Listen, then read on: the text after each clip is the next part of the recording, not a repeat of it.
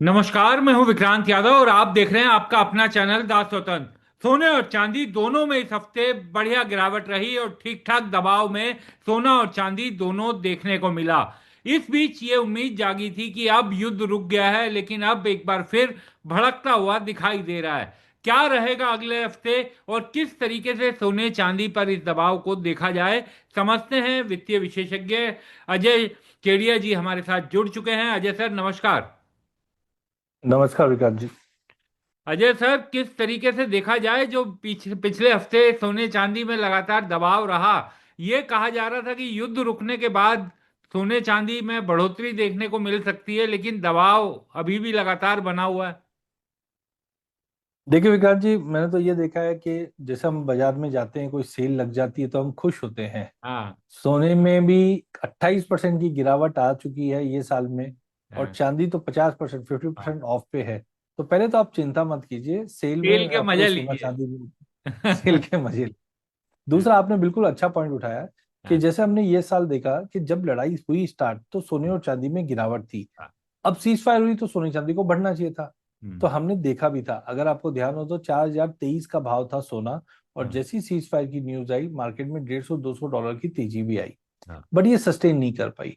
उसके तीन मुख्य कारण है। सबसे पहले डॉलर इंडेक्स। आप हम्म। देखिए, जिस ढंग से जापान में, यूके में जो पॉलिटिकल अनस्टेबिलिटी बनी हुई थी, या बाकी जगह पे भी हमने जो दबाव देखा, उसकी वजह से डॉलर में मजबूती लौट गई। और डॉलर में मजबूती लौटी भी अच्छी खासी, जहाँ पे 13 महीने के हाई पे हमने 101.50 पे आते हुए देख लिया। तो जब डॉलर मजबूत होता है तो वैसे भी सोना चांदी गिरता है। दूसरा, आप देखिए कि कच्चा तेल जो हम्म। 90-95 था, अभी उस पर अपन बाद में आते हैं, बट जी। कच्चे तेल की तेजी की वजह से जो यूएस इन्फ्लेशन है वो 3.8 से बढ़कर 4.2 आ हम्म। गया। अगर इन्फ्लेशन ज्यादा रहेगा तो हम्म। हमने देखा फेड हॉकी स्टोन में आ चुका है। और अब ये माना जा रहा है कि सितंबर, अक्टूबर और दिसंबर में 0.25, 0.25 और 0.25 का रेट हाइक पॉसिबल है। अगर रेट हाइक होगा तो वैसे भी गिरेगा। हम्म। थर्ड, हमने देखा ईटीएफ्स मार्च के बाद से कंसिस्टेंट ईटीएफ के अंदर सेलिंग जारी है। हम्म। मार्च, अप्रैल, मई के अगर नंबर सब आप देखोगे, जून के तो भी आएंगे, तो उनमें आप देखोगे तो ईटीएफ में लोग निकल रहे हैं। हम्म। इस कारणवश एक साइकोलॉजिकल लेवल था $4,000 का गोल्ड में, वो हम्म। भी तोड़ दिया। और चांदी में था $60 का, वो भी टूटता हुआ दिखाई दिया। तो जो ये बड़ी गिरावट हमने हफ्ते भर में देखी है, उसका सबसे बड़ा है डॉलर में रिकवरी। हम्म। हॉकी स्टोन आया है कि आगे रेट हाइक बढ़ सकती है, 3 रेट हाइक हो जाएगी एक के मुकाबले। और ईटीएफ में फॉल, इन कारणवश हमने ये बड़ा फॉल आते हुए देखा। सर, कच्चे तेल की जो आपने बात की सर, ये इस अब तो कच्चे तेल के दाम बड़े कंट्रोल में 70-72 के करीब आ गए हैं। उसके बावजूद भी, क्योंकि ये कहा जा रहा था कि गोल्ड और सिल्वर तेल के दाम की वजह से एक बड़ा कारण वो भी है, लेकिन अब भी गोल्ड पर प्रेशर बना हुआ है कच्चे तेल के बावजूद। वो क्यों नहीं हो पा रहा? देखिए, कच्चा तेल दो धारी तलवार है। हम्म। तो पहला था कि कच्चा तेल जब बढ़ा था तो इन्फ्लेशन बढ़ेगा, इन्फ्लेशन हाँ। बढ़ेगा तो एक्चुअली गोल्ड को सपोर्ट मिलना चाहिए। 2008 और 2022 भी ऐसे ही साल है जहां पे हमने $150 कच्चे तेल को छूते हुए देखा। 2022 रशिया यूक्रेन के समय हमने $130 देखा। तो हम्म। जनरली क्या होता है, जब भी कच्चा तेल एक साथ बढ़ता है तो इकोनॉमी थम जाती है, पॉज हो जाती है, और सभी जगह पे सेल ऑफ दिखते हैं। और हम्म। उसी के चपेट में सोना चांदी भी आता है। ये 2008 में भी देखा गया था, 22 में भी देखा गया, और अब 2026 में भी। हम्म। लेकिन जैसे ही कच्चा तेल स्टेबल हो जाता है, अभी तो देखिए 70-72 डॉलर के आजू बाजू में ब्रेंड चल रहा है। हम्म। अब समझ में ये भी आ रहा है कि जैसे इराक है, कतार पहले निकल चुका है, यूएई निकल चुका है, तो ओपेक से बाहर निकल रहे हैं। हाँ। अब कहीं ना कहीं जब ओपेक से बाहर निकलेंगे तो वो प्रोडक्शन बढ़ाएंगे। जैसे कतार की एग्जाम, अपन अगर कुवैत की भी बात करें तो इनका प्रोडक्शन है 7.5 मिलियन बैरल का। हम्म। लेकिन अगर ये ओपेक में रहते हैं तो 2 मिलियन बैरल का ही कंट्रीब्यूशन कर पा रहे हैं।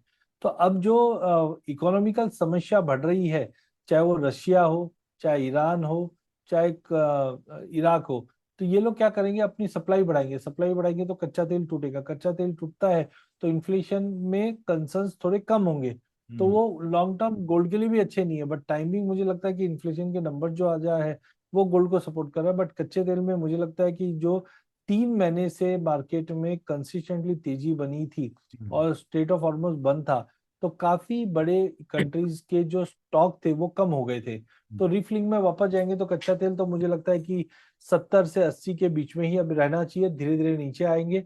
और सोने में तेजी इसलिए है क्योंकि सेंट्रल बैंक की बाइंग कंटिन्यू जारी है। हाँ, वो लगातार जारी है। अच्छा सर, एक सेंट्रल बैंक्स की जो आपने बात की, ये भी एक बड़ा कारण कहा जाता है कि सेंट्रल बैंक्स अगर कभी बिकवाली करे तो उसका भी बड़ा असर दिखाई देता है। लेकिन इस बीच हमने देखा कि सेंट्रल बैंक तो लगातार बाइंग कर रहे हैं, और वर्ल्ड गोल्ड काउंसिल का कहना है कि आने वाले टाइम में ये बाइंग और ज्यादा बढ़ते हुए दिखाई देगी।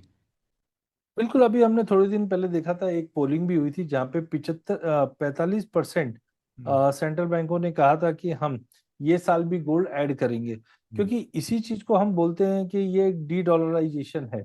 आज आप ये देखिए, जितने भी कंट्रीज थे, इन्होंने डॉलर को एज ए रिजर्व रखा हुआ था। और हम्म। अब क्या हो रहा है, डॉलर में इनकी मजबूती, जैसे जैसे डॉलर की मजबूती लूज हो रही है, तो हम्म। ये गोल्ड में कन्वर्ट हो रहा है। तो मुझे लगता है यस, कि आने वाले दिनों में, सालों में हम देखेंगे ये डी डॉलराइजेशन का टर्म कंटिन्यू चलेगा। सेंट्रल बैंक कंटिन्यू बाय करेगी। एंड इसी के चलते हम देख रहे हैं कि सोने में अभी टेम्परेरी गिरावट जरूर है, but hmm. Long term view मुझे लगता है सोने में अभी भी तेजी बनती हुई दिखेगी। और सर, डॉलर इंडेक्स और बॉन्ड यील्ड, इसमें क्या शॉर्ट टर्म में क्या ट्रेंड दिखाई दे रहा है, और गोल्ड पर अभी कब तक इसका असर बना रहेगा? देखिए, अगर हम सबसे पहले अगर डॉलर इंडेक्स की अगर बात करें, तो हम्म। 95 96 का लो हमने पिछले साल लगते हुए देखा। हाँ। सिंस देन हम देख रहे हैं कि मार्केट में अच्छी खासी रिकवरी बनी हुई है। अब 101 के बियॉन्ड मार्केट चलता हुआ दिख रहा है। हम्म। तो मुझे लगता है कि यस, मार्केट के अंदर जो ये तेजी है ना, हम्म। ये थोड़ी और कंटिन्यू रह सकती है। डॉलर इंडेक्स की जो ऊपर में लगभग आप मान के चलिए कि 102 103 तक का लेवल दिखा सकता है। अगर हम्म। डॉलर इंडेक्स इतना मजबूत होता है, तो आप ये मान के चल लेना कि टेम्पररी ये सोने चांदी में गिरावट रहेगी। तो हो सकता है महीना डेढ़ महीना जाए। लेकिन अच्छा, एक चीज आप ये ध्यान रखिए कि जो ड्यूटी हाइक हुई थी हमारे हाँ। इधर, अब वो ड्यूटी हाइक का डिफरेंस अगर आप देखो, 10% तो टूट चुका है अभी तक। तो हाँ। यहाँ पे मुझे लगता है कि जुलाई अगस्त सितंबर में हम हमारे यहाँ पे मैरिज सीजन भी काफी रहते हैं, सब हाँ। चीज रहती है, तो डिमांड बढ़ जाएगी अभी। फिजिकल साइड जो डेंट हो चुकी थी। हाँ। अजय सर, चांदी में इस बार सोने के मुकाबले कहीं ज्यादा गिरावट देखी गई है। इसके पीछे के क्या कारण नजर आते हैं? 4,20,000 के लेवल से अब लगभग उसकी आधी कीमत दिखाई दे रही है। तो चांदी में ज्यादा बड़ी गिरावट क्यों, जबकि उसकी इंडस्ट्रियल डिमांड और तमाम चीजें भी कही जाती हैं? देखिए, चांदी एक ड्वेल मेटल है। पहला हाँ। चीज आप समझिए, जिस दिन से गोल्ड में गिरावट आई, डॉलर इंडेक्स में तेजी है, इंटरेस्ट रेट हाई का सिनेरियो है, वो सब चांदी के लिए भी लागू है। और उसी की वजह से हमने देखा सोने के मुकाबले बड़ी भी जिस स्पीड से है, तो प्रॉफिट बुकिंग भी उसी स्पीड से हुई है। हाँ, हम्म। दूसरा चीज जो आपने बोला, बहुत अच्छी चीज बताई कि इंडस्ट्री में डिमांड है। हम्म। आज आप देखोगे तो 50% 56% चांदी आज इंडस्ट्रियल मेटल में कन्वर्ट हो गई है। अब यहाँ पे हुआ क्या, एक तो कच्चे तेल की तेजी की वजह से जो इंडस्ट्रियल का जो कॉस्ट है, वो बहुत ही रैपिडली बढ़ चुका था। हम्म। मैं ये नहीं मानता कि देखो डिमांड खत्म हो जाएगी, बट एक बार क्या होता है, जब इंडस्ट्रियल कॉस्ट बढ़ता है तो आदमी अल्टरनेट चीप चीजों पे ज्यादा मूव करने की कोशिश करता है। उसकी वजह से ये ज्यादा फॉल आता हुआ दिखाई दिया। अगर आपको ध्यान हो तो मई में भी एक तेजी आई थी मार्केट में। हम्म। डोमेस्टिक मार्केट में तो एक तो ड्यूटी की वजह से आई थी, और एक सल्फ्यूरिक एसिड की शॉर्टेज की वजह से भी हमने कॉपर जिंक चांदी में हमने जम देखा है।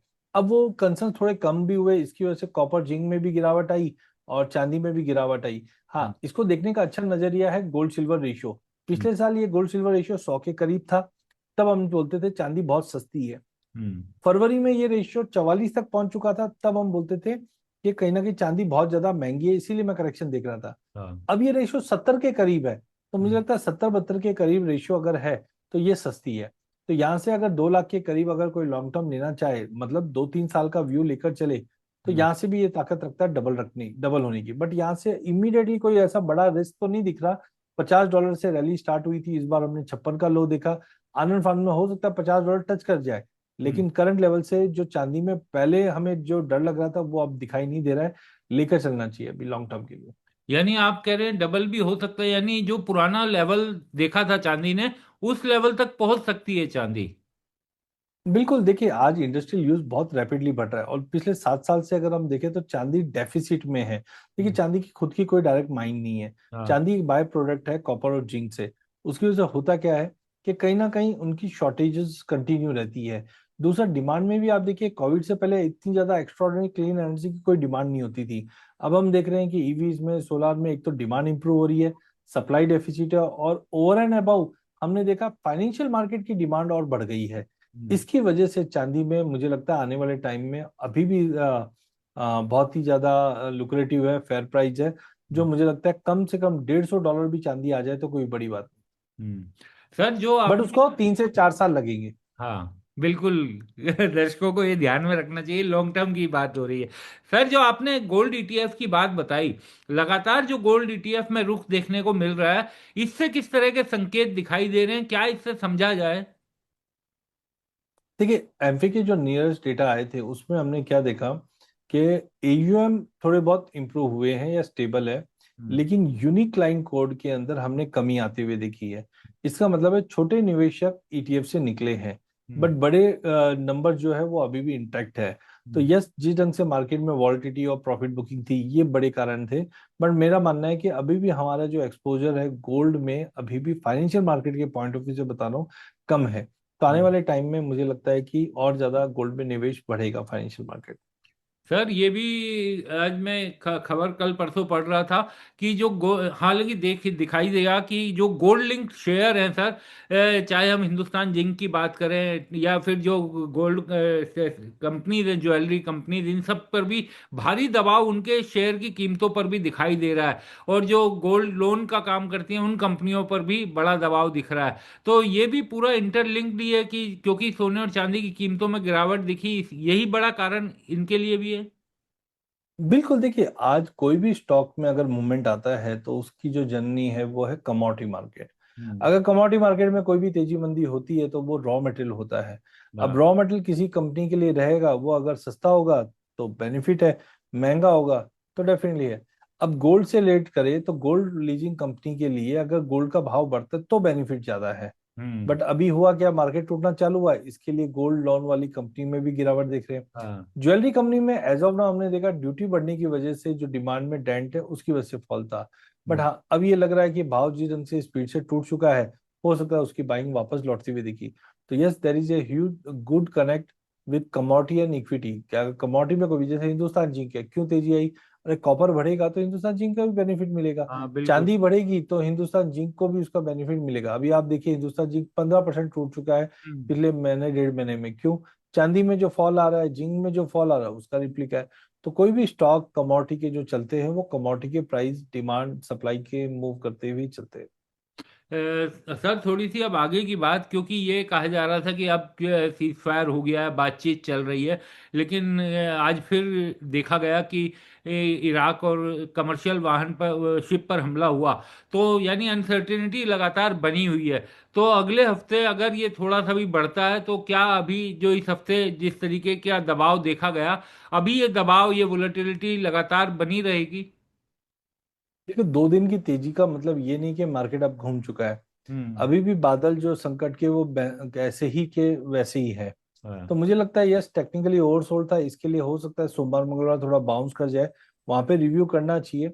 बट हाँ, अभी एक चीज धीरे धीरे आप मानिए, जो वॉर प्रीमियम था, अरे हाँ। नया युद्ध नया युद्ध, वो खत्म हो चुका है। हम्म। मार्केट ने उस चीज को डाइजेस्ट कर रखा है, और ये भी मान के चल रहे हैं कि सीज फायर जो हुआ है हम्म। वो यूएस और ईरान के बीच में हुआ है, लेकिन इसराइल अभी भी कुछ ना कुछ एक्शन करेगा। तो वो हाँ। मार्केट में लोग लेके चल रहे हैं, तो मुझे नहीं लगता उसका अभी कोई नया इम्पैक्ट बड़ा पड़ता हुआ दिखे।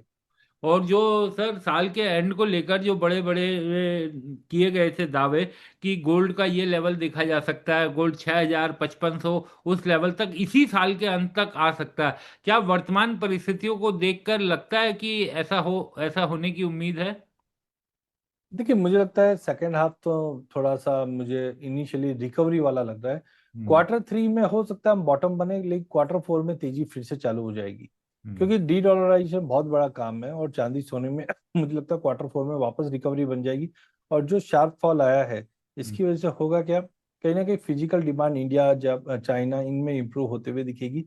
तो यस, उतना तो नहीं, बट मैं ये बोल सकता हूँ 5400 5500 के आसपास ईयर एंड तक हम गोल्ड आराम से क्रॉस कर पाएंगे। और चांदी भी आप देखोगे 80 85 के ऊपर आ जाएगी, बट धीरे धीरे रिकवरी यहाँ से रहेगी।